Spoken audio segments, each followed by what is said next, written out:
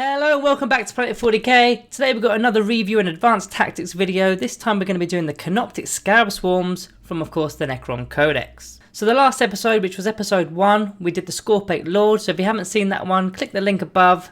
That will take you straight to that one. Then you can watch this one straight after, of course. Now before getting into today's video, I just wanted to bring your attention to our sponsors, which is our friends at the Magnet Baron. Now if you haven't heard of the Magnet Baron, they're an online company that obviously sells magnets. They sell all sorts of different drill bits and vices. Whether you're a beginner, whether you're a pro at magnetizing, this is the place to go. So I just wanted to push one of their products, which is their magnetization starter bundle. It's $49.99, that's in US dollars, and they ship worldwide. And for $49.99 you're getting the large pin vise fitting for the drill bits. You're getting the small drill bit bundle, which has got 1mm, 1.5mm, a 2mm, 2.5mm, 3mm drill bits. Then you've got the medium drill bit bundle, which is a 4mm, a 5mm and a 6mm drill bit.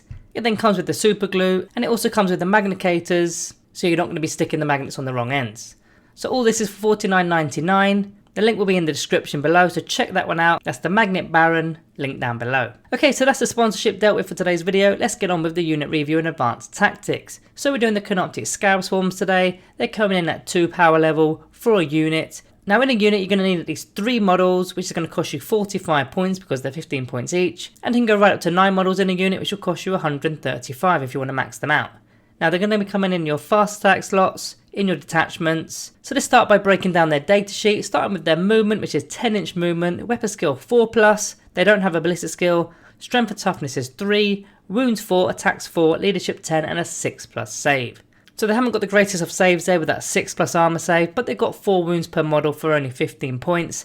That's a bargain in my opinion in terms of points for wounds. So a min unit of 3 of these scarabs are going to have 12 wounds, which is plenty. That's also 12 attacks coming from that unit as well, which is pretty decent. Now they're not going to be doing too much damage, as you're going to see later in this video, but in terms of their wounds characteristic and survivability, it's not too bad. Now it's worth mentioning before we break down the actual datasheet even further, that the actual model on the base is very flat, so they're very easy to hide whether it's behind terrain. It doesn't even have to be a high terrain feature, it can just be a basic barricade or a wall. So that's going to definitely add to their survivability. So let's move on to the faction keywords. So of course they've got the dynasty keyword, they're going to go in any of your dynasties, whether it's the 6 generic ones from the Necron Codex, or if you're going custom with the ancient dynasties, they'll work in there too. As for the standard keywords, they've got the swarm keyword, which just simply means they're not an infantry unit. So rules that only affect infantry models, whether it's secondary objectives, whether it's rules and auras and whatnot, they're not going to work on swarm units, although swarm units almost have the same rules in terms of the terrain features as an infantry model does. So that's the only real difference there.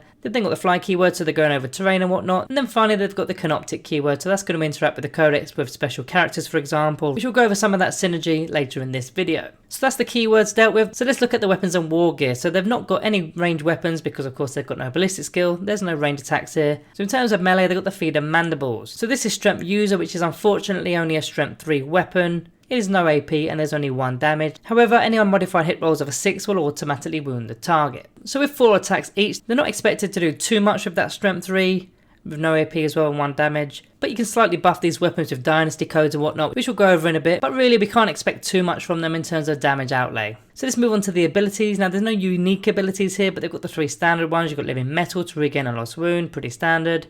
You've got the command protocols if you've got a noble on the table.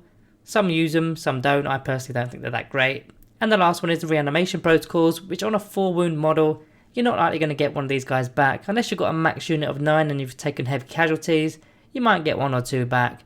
But most people take them in smaller units, so you're not likely going to be getting 4 or 5+ rolls with the dice. So that's the datasheet all covered. Let's get on to some more advanced stuff for this review.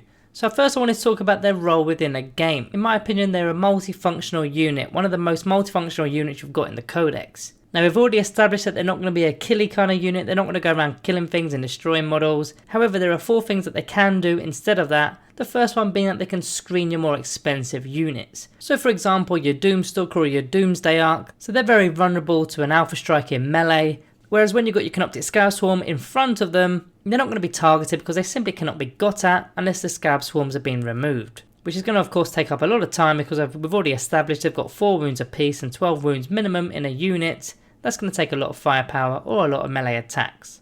Now it doesn't have to be the units that are sitting ducks like your Doomstalker for example. It could be your Catacomb Command Barge, it could be a Nightbringer. Anything you want to be protecting and allowing to get a first charge off so that they're going to be fighting first in that fight phase of course. So not only are they going to be screening off your more expensive units, but they're also going to be screening off the board.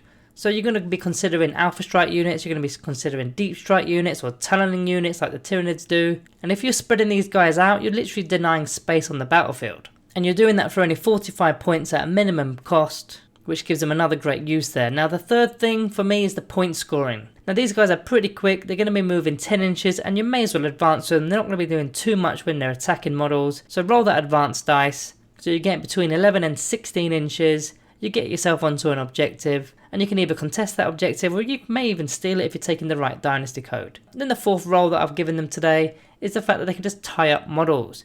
If you go swarming, say a Dreadnought model for example, it's going to take quite a long time for that Dreadnought to clear that Scarab Swarm off because of the sheer amount of wounds that that Scarab Swarm has. And that Dreadnought's going to have a high damage weapon, it's going to be very wasteful, you're probably going to tie it up for most of the game, if not all of the game. So that's the 4 functions that I'd use for the Scarab Swarms within a game. Let's move on to the next topic, which is the stratagems available for the Canoptek Scarabs. Now there's 2 available for these guys. The first one is Enslaved Protectors because they got the Canoptek keyword, and basically they're eligible to heroically intervene as if they were a character model. So that's going to catch out a lot of units that are within 3 inches of your Scarab Swarms that don't want to be tied up. Maybe it's even a shooter unit that definitely don't want to be tied up. You pop that stratagem for only 1 command point and you can lock them up for a few turns at the very least. Okay, they can fall back, but you've definitely nullified them for a bit of time. Then the second stratagem available for the Canoptek Scarab Swarms is self-destruction.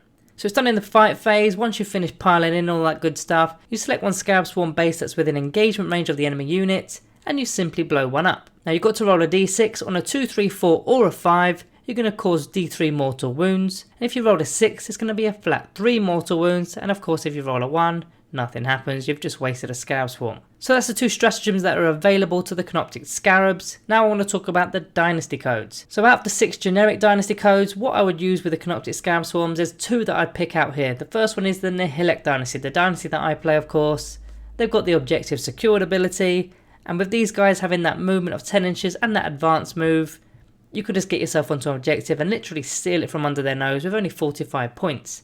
You could be literally swarming these guys all over the board in different units, taking all the objectives. That's going to be pretty decent for some of your secondaries like Stranglehold for example, and a lot of your primaries as well. Then the other one is the Novak code. Now I did mention they're not a killer unit, but if you did want to get that extra bit of AP in the first round of the fight, you're going to get that -1 AP with the Feeder Mandibles. -1 AP isn't the worst case, especially when you've got loads of attacks with the bigger units. With a unit of 3 of them, it's probably not worth taking the Novak Dynasty for, unless of course it fits the rest of your list. But if you're planning around Canoptek Scarab Swarms, I'd probably go with the Nihilek Dynasty. Now if you're going with the custom codes and the ancient dynasties, from the dynastic traditions, there's 4 that I'd probably select for your Canoptek Scarab Swarms. The first one is Eternal Conquerors, for the exact same reason as I'd take the Nihilek Dynasty. You get an objective secured. With Canoptek Scarabs, that's just massive. The second one is Unyielding. It just gives them a 6+ invulnerable save. Now they've already got a 6+ basic armor save, but guaranteeing them a save with a 6+ invulnerable save can keep them alive, especially if you've got max units of them and lots of units of them. The third one is Rad Reaved. Now this one is pretty good because when you get into within 1 inch of an enemy unit with your Canoptek Scarabs, they're going to have their toughness reduced down to a -1. Now bear in mind that these guys are pretty quick. You can get them straight into a fight. They're only strength 3. But if you're knocking down say Space Marines from toughness 4 to toughness 3, all of a sudden it's almost a fair fight. But of course it's going to also aid other units within your dynasty that are in that same fight. Then the final one is Butchers, very similar to the Novak Dynasty, getting that +1 to the charge roll. If that's the key roll that you're going to be playing with these guys, having that +1 to the charge roll could be pretty decent. Now with the custom dynasties, of course you need to pair one of the dynastic traditions with one of the circumstances of the awakening. So there's 2 available here for the Canoptek Scarabs. The first one is the Ancient Stir. It's simply a +1 to the movement for Canoptek units, so of course they've got that Canoptek keyword, so now they're going to be moving 11 inches, then do that advanced move as well of course, so they've got that potential of 17 inches every single movement phase, and then furthermore they get an extra inch when they're piling in and consolidating as well. So that's going to allow them to wrap around enemy models, tie them in, don't let them escape unless they're using that breakout stratagem. That's going to cost them a lot of command points, they're not going to want to do that. Then the second one here, everyone's favourite, Relentlessly Expansionist. That 6-inch pre-game movement, so you can bait your opponent into thinking things are out in the open, and then you could just simply move them 6 inches into terrain. But you can also move them ahead 6 inches, and if you got first turn, that's 6 inches plus your 10-inch movement, then an advanced roll. That's a potential of 22 inches, getting yourself onto an objective, pairing that with Eternal Conquerors, for example, you're basically stealing objectives turn 1. So that's the dynasty codes all covered. What kind of unit sizes should we be using for the Canoptek Scarabs? This one's a tricky one. Now, a lot of people use them in min units of 3, because for only 45 points you could be stealing those objectives as we mentioned in the Helek Dynasty. You could be tying up units, you could be screening units, you could be doing all sorts for only 45 points. Or even just scoring your points and doing secondary objectives like ancient machineries from the Necron Codex. They can be doing all sorts of stuff like that. Now the second option for me is having a unit of 5 of them. Now the reason I'd said 5 and not 6 is simply because you're going to avoid the blast ability on enemy units' weapons. Now if you've got 5 of them, blast doesn't do anything. But having 6, of course, you're literally giving them extra hits there. So you need to just go for 5. That's the best way of doing it. And also it affects your unit coherency. Every model within the unit only needs to be in coherency of one other model. Whereas when you've got 6 of them, you need to be in unit coherency of 2 models. So there's a difference there in terms of your movement, in terms of how you're going to spread out. So 5 is definitely the other option. Then the final option is having a max unit of 9 of them. This is probably built for your bigger game just to keep them up and running. You're going to be pushing them forward, grabbing an objective. 36 wounds is going to take all day to get rid of, isn't it really? So you're almost guaranteeing that you're going to hold that objective for the remainder of the game there. Unless they're putting all their firepower into that swarm unit. But that's not an expensive unit, as we mentioned at the very start of the video. That's only 135 points, whereas all your more expensive units are going to be doing other things across the board. But one thing to bear in mind with the max unit, of course, blast now does come into effect. So you need to keep them out of line of sight if possible. Now I know it's not that easy when you've got 9 of them, but they are quite small and quite flat. So you could keep them out of sight from those certain big units, those tank units that have got the blast ability inbuilt within their weapons. So moving on, let's talk deployment. How do you deploy the Canoptek Scarabs? Now it all depends on their battlefield role within the game, whether they're screening and blocking units, whether they're denying space for enemy deep strike units and an alpha strike units, whether they're trying to score, or whether they're simply trying to tie up other models. It all depends on what you're doing with the Scarabs. Of course, if you're looking to take objectives, secondary objectives, primary objectives, or you're trying to tie up models, you're going to literally be running them forward as fast as possible, flying over anything that's in your way, tying things up, or just locking down objectives, making sure that you own them and forcing your opponent to literally push you off them. Now if you're using them to screen more expensive models within your list, then you're literally just going to go wherever that model's being screened is going to go. So if it's a Nightbringer for example, you're just going to follow the Nightbringer. If it's a Doomsday Ark, it's probably going to be at the back because it's got that 72-inch range. They're just going to be in the backfield. So it all kind of depends on what unit they're going with to screen in the first place. Now there is the argument of putting them into strategic reserves, but I think there's other options which we'll talk about later in this video when we talk about some secondary objectives. But for now I just wanted to move on to the synergy side of things. Looking at the actual Necron Codex itself, what kind of units within the Codex synergize with the Canoptek Scarabs? Now the first one I want to mention is the Chronomancer. Very simply because of the Chronometron ability it has, that's the only reason you're really taking a Chronomancer, isn't it? It's got that 5+ invulnerable save that it adds onto your unit, and also they get to reroll their charge roll. So that's important for 2 reasons. Of course, for survivability, you want these guys to be up and running for as long as possible throughout the entirety of the game, so that they're going to continue doing what you want them to do for as cheap as you want them to do, of course. And then also having that reroll to the charge roll, that's just an added bonus. If you want to be tying down models, preventing them from shooting, or just preventing them from coming after your more expensive stuff, this Chronomancer is going to help that. Then another bit of synergy is the Canoptek Spider. Now I quite like the Canoptek Spider at the start of the edition, but I don't seem to be able to fit it into my lists anymore. However, it does have the Scarab Hive ability, so if you lose a Canoptek Scarab swarm, and if you're within 6 inches of the Canoptek Spider unit, then you can literally be bringing one back in the command phase on your own turn. So potentially you could be bringing back 5 Canoptek Scarab swarms within a game. Now of course if you go first that limits it down to 4, because you're not going to be losing any in your first turn of course. But the problem I've got with the Canoptek Spider is it's 60 points. Now you can literally buy a unit of 4 Canoptek Scarab swarms for 60 points, because they're 15 points each.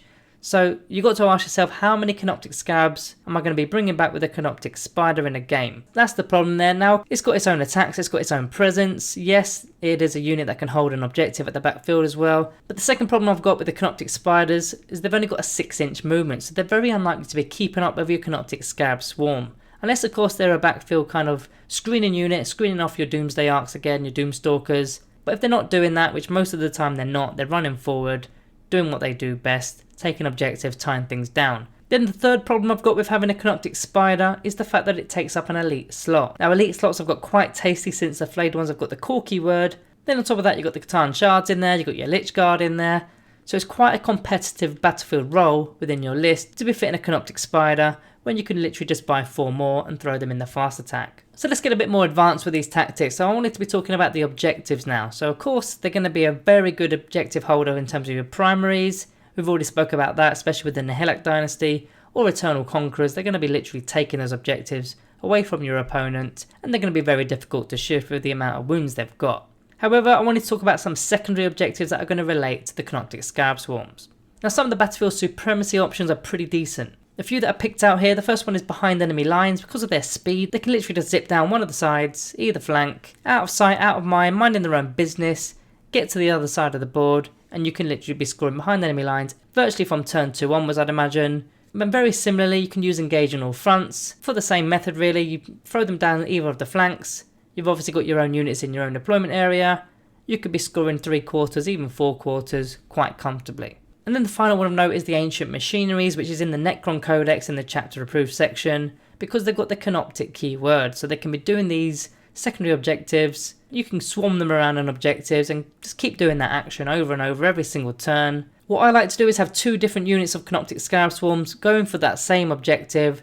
When one gets depleted, the other one simply starts doing the actions, and then your opponent has got to decide which unit you're going to be taken away from, and you're almost guaranteeing the secondary points by doing it that way. However, when we talk about secondary objectives, we've got to mention flayed ones. Now why are we mentioning flayed ones in a Canoptek Scarab Swarm review and advanced tactics video? So first of all, they've got cheaper. They're now 10 points a model, pretty decent. They're also core. But the third and most important thing, which they've always had, which is that dimensional translocation ability, which is effectively deep strike. So for 50 points, you can literally get a unit of 5 of the flayed ones in, using deep strike turn 2 onwards, and you can get virtually the same secondaries we mentioned already, so behind enemy lines, engage on all fronts, even the Ancient Machineries because they're a core unit. And yes, you are paying 50 points as opposed to 45 points for a min unit, and yes, you are getting less wounds because you're not getting 12 wounds, you're only getting 5. But they can be using that deep strike ability, which effectively protects them in that first turn. And you can even use it in a later round, for example turn 3. But the best thing about them is the fact that they're an infantry model, they're not a swarm model, so there's a lot more options in terms of the secondary objectives in the new chapter approved book. That doesn't mean to say that Canoptek Scarab Swarms are useless now all of a sudden with the secondaries, they're definitely not. They're very high up in my estimations. But the flayed ones have now given us an option, which is a good thing really, but you just got to bear in mind when you're making up your lists and you've got limited space in your detachments, especially in the smaller games, you've got the option of going into the elite section and picking flayed ones instead of going into the fast attack and picking Canoptek Scarabs. So before giving the Scarab Swarms our Planet 40k stamp of approval, which is our new rating system, so if you haven't actually seen that already, check the previous video with the Scorpet Lord. I've explained it at the start and the end of that video. More so at the end of the video. It just gives the video a little bit more longevity because things are changing all the time with codexes and metas and balance updates and chapter approved books, and the rating system that we previously had kind of got redundant very quickly. So we've now changed that a little bit to give it a bit more flexibility and, as already mentioned, longevity. Before we do that, I just wanted to take from our Discord a couple of opinions of the Canoptek Scarab Swarms, and that's the way we're doing things now. We're not doing shout outs anymore. We've simply got a channel on our Discord where before the video is actually created, I asked the guys in the Discord to simply put a little snippet of what they think of that unit, and here are a couple for you. So Demon Prince Powie, he has put must have in any Necron list. They can screen, hold objectives, also good at preventing deep strike. This unit is a game winning unit and the cost of the unit is a bargain, 10 out of 10. The top tier for him. And Jar Azist Ikt, he's given it a 9 out of 10. Scarabs are one of the best units in the codex. They're always a solid choice, but not a must-have, but in most cases it's the Scarabs that score points. So that's their opinions from the Discord. Every video I'm going to be picking a couple of these out. These are going to act as a shout out as mentioned, so shout out to these two that have given their opinions there. So let's give my personal summary.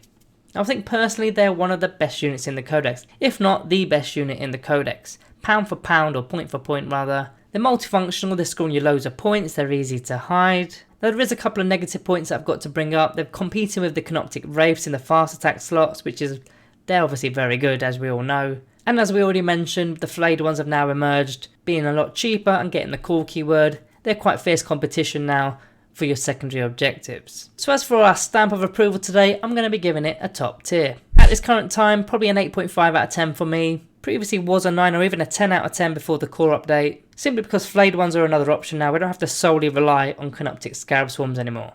But they're still one of the best going, if not the best. So that's what I think. Let me know in the comments below what you think. And if you haven't already, take a look at our Discord.